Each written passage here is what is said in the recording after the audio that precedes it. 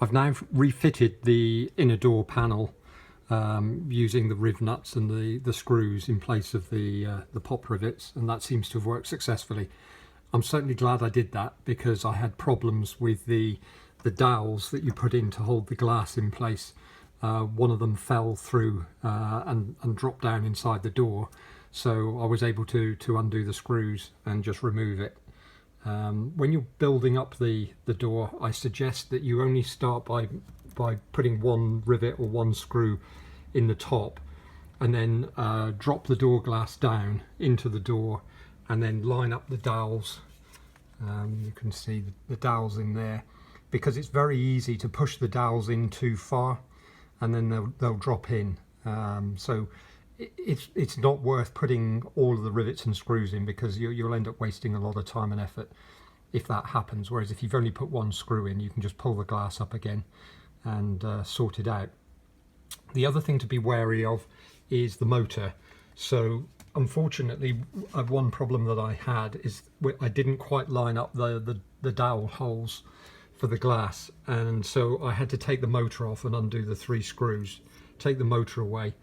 The trouble with that is the plastic carrier which holds the pulley from the back, it's very prone to falling inside the door, and you can rotate using the plastic pulley that comes off the motor side. You can rotate that to move the dowel holes in the sliders up and down, but you need to be super careful you don't accidentally push the black plastic piece that's on the inside out, because if that falls out, then the pulley which is under tension from the cables springs back, all of the cables go slack, and then you've got to take the whole lot off and start again. The other thing I found is that the connector that goes onto the back of the sensor behind the inner door plate here, you can only easily get at it if the bottom lip is loose and you can see up behind to align the connector. It's just too difficult to do otherwise. The other connector which goes onto the back of the door lock, you can actually do from this hole here. You can push it up inside, and that seems to work okay.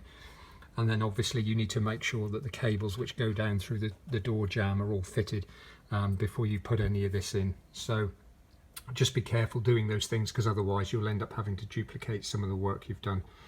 Once you've got it all in place and the motor screwed in and the glass is clipped in and the dowels are in, I would strongly suggest putting the window winder switches back in, plug it back in, and just test it in this state and just make sure the glass goes up and down properly, because if you've reassembled it, then you're going to have a lot of work to take it apart again.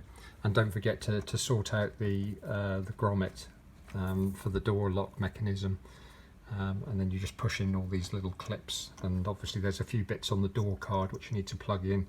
There's one there and there's one there, so they need to be done when you put the door card back on. Anyway, I think that's about it for the useful tips. Hopefully that will save someone some bother.